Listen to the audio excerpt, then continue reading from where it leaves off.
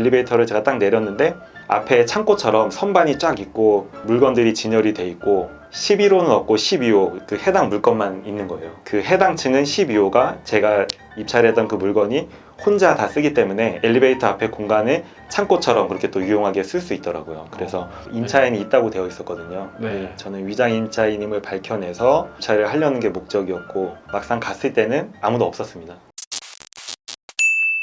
네, 안녕하세요. 행꿈사의 빌리원입니다. 저는 오늘 옆에 저희 행꿈사 회원님 SY님이라는 회원님을 한 분 모셨습니다. 이 회원님께서 오신 이유는 저희 행꿈사에서 드림스 컴투라는 과정을 하고 있는데 이 과정이 입찰부터 명도까지 쭉 제가 직접 그리고 또 다른 사무장님들께서 도와드리는 과정입니다. 그래서 SY님께서 지금 드림스 컴투에 참여를 하셔가지고 낙찰도 받으시고 명도도 진행을 하고 계신 과정이고요. 실제 입찰하시고 낙찰 받으시고 대출 받으시고 명도를 할 때 어떤 과정을 거치셨는지 여러분들께 도움을 드리기 위해서 직접 모셨습니다. 간단하게 소개 부탁드립니다. 안녕하십니까. 저는 장기 인기 멤버로 되어 있는 SY입니다. 네, 반갑습니다. 네, 반갑습니다. 행꿈사에서는 언제부터 활동을 하셨습니까? 저는 작년 10월에 기본반 들으면서 네. 활동하게 됐고요. 그때 이제 경매를 또 시작하게 됐습니다. 그렇게 해서 쭉 스스로 낙찰도 받아보셨고요. 올해 4월에 국유자산 공매로 해서 낙찰을 한번 받아봤었고요. 지금 네. 이제 드림스 컴투를 진행하면서 네. 두 번째 낙찰을 받았습니다. 지금 다 두 개의 물건은 공매로 낙찰 받으셨거든요. 첫 번째 물건은 이 국유재산 공매로 받으셨고, 그 다음에 두 번째로 낙찰 받으신 오늘 소개해드릴 압류재산 공매로 아파트를 한 채 낙찰을 받으셨습니다. 그래서 낙찰 받은 시점이 6월 달에 낙찰을 받으신 거죠. 2억 3,200만 원이 조금 안 됩니다. 네. 네, 요 시세 한 어느 정도 물건을 이 정도 금액에 받으신 거죠? 실거래가로 그 전달에 2억 6천이랑 2억 6,100이 네. 찍혀 있었고요. 한 2억 6,500에서 2억 6천 사이에 매도할 거를 생각하고 입찰을 했습니다. 네, 그러면 한 3천만 원 정도 차익이 남겠고 매도는 뭐 단기 매도를 생각하고 받으신 건가요? 네, 단기 매도, 매매 사업자 이용해서 단기 매도 생각하고 있고요. 네. 그렇게 되면 수익은 한 1,500만 원 정도 생각을 하고 있습니다. 빨리 팔리기만 한다면.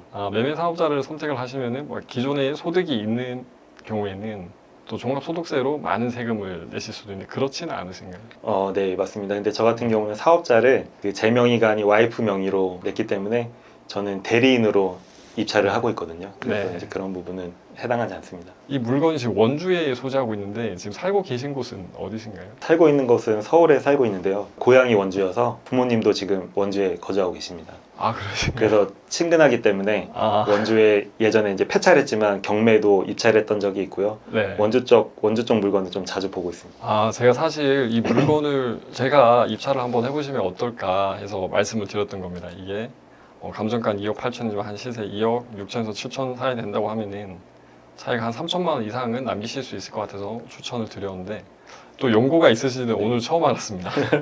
그래서 이게 좀 장거리긴 하지만 입찰을 하실 수가 있으셨네요. 네.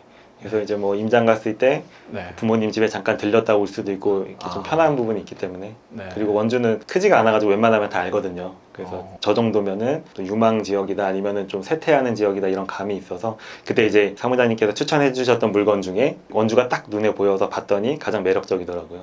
그래서 입찰하게 됐습니다. 저희 행꿈사에 오셔가지고 드림스 컴투레이까지 참여를 하셔서 투자를 한번 해보기로 하신 건데 그렇게 결심하신 계기가 있으신가요? 일반 물건으로 입찰을 몇 번 했었고 네. 또 폐차도 했었는데 경쟁률이 너무 세서 일반 물건으로만 계속 하기에는 향후에도 어려움이 있겠다 생각을 했었고 특수 물건들 중에 하나를 정해서 완전히 전문가적으로 파고 싶다 이런 생각을 하고 있었는데 네. 물건을 검색하고 진행을 하려고 하다 보니 좀 두려움도 많고 내가 실수하지 않을까 겁이 많이 나더라고요. 네. 그러던 차에 이런 드림스 컴투가 있다는 거를 보고 이게 만약에 내가 선발이 된다면 전문가들이 도와주는 거니까 향후 내가 투자 생활을 하는 데 있어서 엄청난 기회가 될 수 있겠다 이런 생각이 들어서 지원하게 됐습니다. 드림스 컴투루에 참여를 하셨는데 드림스 컴투루가 이게 컨설팅 과정 전체뿐만 아니라 실제로 부딪히시는 문제를 그때그때 저희한테 행꿈사 법무법이 열린 쪽으로 문의를 하셔가지고 그때그때 해결하실 수 있도록 도와드리는 과정입니다. 컨설팅을 진행을 하시거나 강의를 수강을 하셔도 사실 이 정도까지 케어를 받기가 쉽지만은 않으신데 예, 그 정도로 하나하나 다 도와드리고 있습니다. 그러면 본격적으로 이 물건을 같이 한번 파헤쳐 볼 텐데 이 물건이 아파트 물건이긴 하지만 저는 항상 그 현장 조사를 꼭 입찰하시기 전에는 하시기를 권해드리고 있습니다. 그래서 이 물건을 임장을 하실 때 혹시 겪으신 스토리가 있으시면 말씀을 부탁드립니다. 임장을 갔던 포인트는 네. 지금 거주하고 있는 사람이 정말 임차인이 맞는가, 그 임차인이 있다고 되어 있었거든요. 네. 근데 저는 위장 임차인임을 밝혀내서 입찰을 하려는 게 목적이었고 막상 갔을 때는 아무도 없었습니다. 그래도 헛걸음할 수가 없으니까 관리사무소를 찾아갔더니 이사를 했던 이력이 없다. 여기가 2020년에 입주를 한 아파트인데 그때 입주했던 사람이 계속 살고 있다. 그 얘기를 해줬습니다. 그래서 그 얘기를 듣고 나니까 만약에 집주인이 살다가 임차인을 받았으면 이사를 했던 기록이 남아 있어야 되는데 가족일 수 있겠구나 생각을 그때 하게 됐고요. 네. 그게 가장 얻었던 포인트고, 두 번째로 얻었던 포인트는 여기가 12호 라인인데 그러면 11호랑 12호랑 같이 있어야 되는데, 엘리베이터를 내렸을 때 같이 있어야 되는데 엘리베이터를 제가 딱 내렸는데 앞에 창고처럼 선반이 쫙 있고 물건들이 진열이 돼 있고 11호는 없고 12호 그 해당 물건만 있는 거예요. 나중에 알고 봤더니 11호 라인은 7층인가까지밖에 없고 지금 이 12호 라인은 12층까지 있는 네. 아파트여서 이렇게 그 해당 층은 12호가 제가 입찰했던 그 물건이 혼자 다 쓰기 때문에 엘리베이터 앞에 공간을 창고처럼 그렇게 또 유용하게 쓸 수 있더라고요. 그래서 그거를 보고 내가 이거를 소유권을 가져오게 된다면 팔 때 이 네. 부분을 좀 유리하게 가격을 조금 높여서 팔 수 있는 조건이 될 수 있겠구나. 그래서 그 두 가지를 임장 갔을 때 좀 얻은 포인트였던 것 같습니다. 소유자랑 일단 전입 세대주가 달라서 혹시라도 그 전입 세대주가 임차인 아닌지 조사를 하신 건데, 서류상으로 봤을 때는 90%는 임차인이 아닌 걸로 조사를 하셨는데 관리사무소까지 가셔가지고 임차인이 아니라는 거를 확인을 하셨고요. 그 다음에 현장을 가셔서 옥션 사이트에서만 확인을 하셔가지고는 절대 알 수 없는 정보를 현장을 통해서 확인을 하신 겁니다. 그래서 실제로 매매를 하실 때도 유리하게 작용할 수 있는 부분이니까 그런 것들도 캐치를 하시고, 또 만약에 또 가치가 높다고 하면 입찰가를 높이실 수가 있으신 거죠. 어려운 점은 없으셨습니까? 조사 이후에 낙찰받고 나서는 네. 등본상 점유자로 돼 있는 분한테 전화를 했더니 네. 그분은 임차 보증금 얘기를 하더라고요. 당연히 이제 저는 임차 보증금이 가족이기 때문에 없을 거를 생각을 하고 있었고, 게다가 후순이고 그래서 대항력도 없는 상황이어서 그건 의미가 없는데, 계속 이제 넌지시 보증금 있는 거 알고 있냐 뭐 그러면서 그런 얘기를 꺼내셔가지고, 그거는 제가 이제 설명을 드렸고, 집에 하자를 얘기하더라고요. 뭐 집에 하자가 있고 뭐 층간 소음이 심하고 그다음에 집이 뭐 부실하고 그런 의미 없는 얘기를 계속 하셔가지고 그런 얘기를 그냥 들어드렸던 적이 있었습니다. 그러면 진행을 하시면서 뭐 행꿈사에서 좀 도움을 받으셨다든지 그런 부분들도 있으신가요? 네.